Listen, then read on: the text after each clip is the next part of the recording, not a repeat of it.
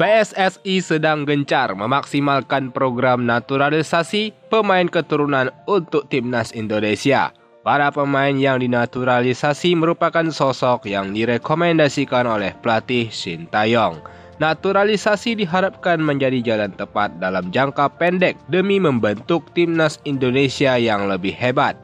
PSSI sudah merampungkan banyak nama pemain keturunan yang dinaturalisasi. Terkini ada 4 nama lainnya yang menunggu untuk diproses kewarganegaraannya, yakni Tom Hei, Nathan Chuaon, Ragnar Orarmangun, dan Martin Paes. Program naturalisasi pesepak bola sejatinya bukan hal baru di Indonesia. Kebijakan tersebut sudah terjadi sejak 2010 yang lalu.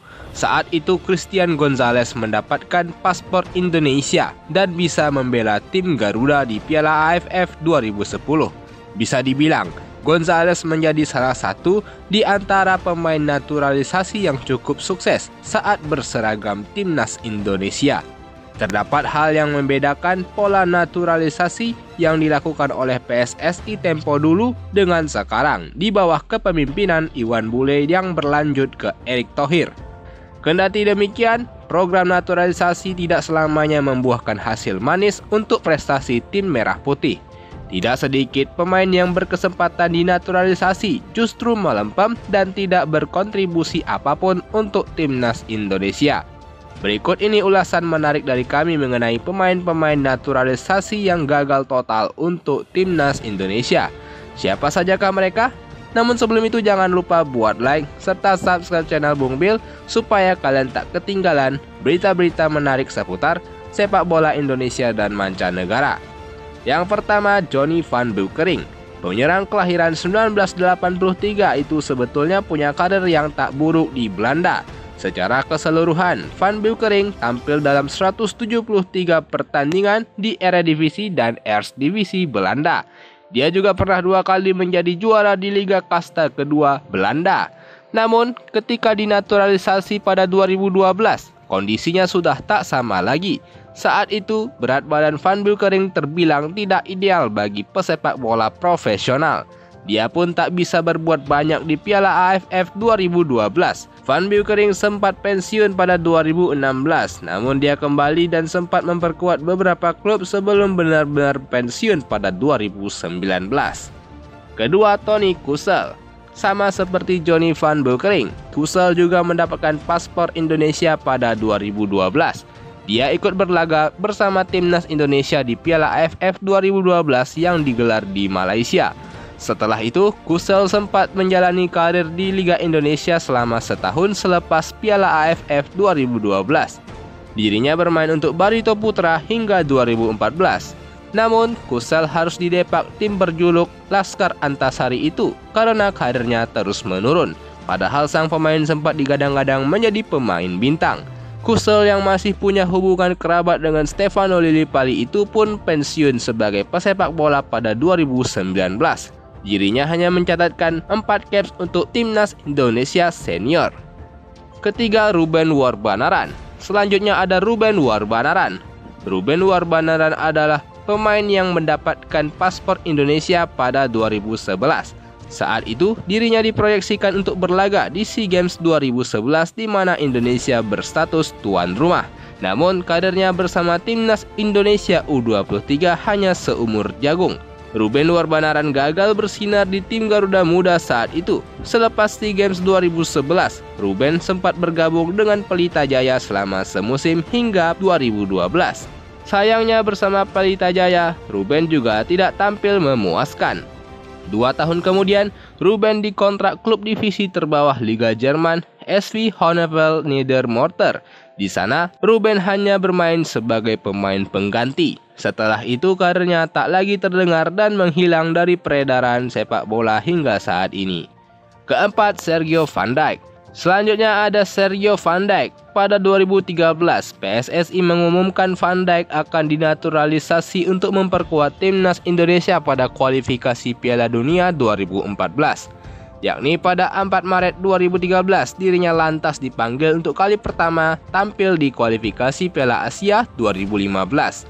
Van Dijk melakukan debutnya melawan Arab Saudi pada 23 Maret 2013. Sebulan sebelum menjalani debut untuk tim Merah Putih, dia menandatangani kontrak dengan Persib Bandung. Sergio Van Dijk bermain di Indonesian Super League ISL 2013 dengan berseragam tim Maung Bandung.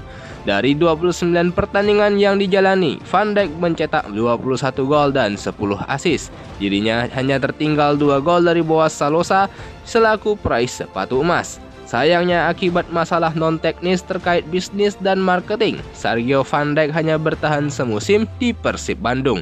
Dia meninggalkan Indonesia untuk bermain di Iran dan Thailand sebelum kembali membela Maung Bandung pada 2016-2017. Setelah tampil kurang maksimal pada kesempatan kedua berseragam Persib Bandung, Van Dijk kembali ke Belanda. Sempat bermain di klub amatir VV Pelikan S, sang pemain akhirnya pensiun. Tidak butuh waktu lama, dia langsung beralih profesi menjadi agen pemain. Van Dijk bergabung dengan Tervaden Group. Selama memperkuat timnas Indonesia, Sergio Van Dijk hanya tampil dalam 6 laga saja dan mencetak 1 gol. Kelima, Esteban Vizcarra. Esteban Vizcarra saat ini memperkuat PSS Sleman sebagai winger kiri. Sebelumnya, pemain 37 tahun itu pertama kali datang ke Indonesia sekitar 2010 silam untuk memperkuat Pelita Jaya. Setelah itu, Vizcarra membela tim-tim besar Indonesia lainnya seperti Sriwijaya FC, Arema hingga Persib Bandung. Esteban Vizcarra berganti kewarganegaraan dari Argentina ke Indonesia pada 2018. Namun, Vizcarra jarang sekali mendapatkan panggilan timnas Indonesia. Menurut Transfermarkt, ia hanya sekali tampil bersama timnas Indonesia saat menang 3-0 atas Myanmar di laga uji coba pada 10 Oktober 2018. Keenam, Osas Saha. Osas Saha saat ini bermain untuk PSBS Biak di Liga 2 2023-2024 sebagai striker. Pemain kelahiran Nigeria itu datang ke Indonesia pada 2007 silam membela PSDS Deli Serdang. Kemudian ia pernah membela Persiram Raja Ampat, PSMS Medan, Perseru Serui, Persikabo hingga PSM Makassar. Pada 2019, Osas Saha memutuskan untuk menjadi WNI. Dia pernah masuk ke dalam daftar panggilan timnas Indonesia yang kala itu dilatih oleh Simon McManamy. Namun, Osas hanya tampil 2 kali saja saat timnas Indonesia melawan Thailand dan Malaysia pada 2019 silam. Salah satu momen kelam yang terjadi kala ia gagal melesakkan gol lewat titik putih ke gawang Malaysia. Ketujuh, Bio Pauline.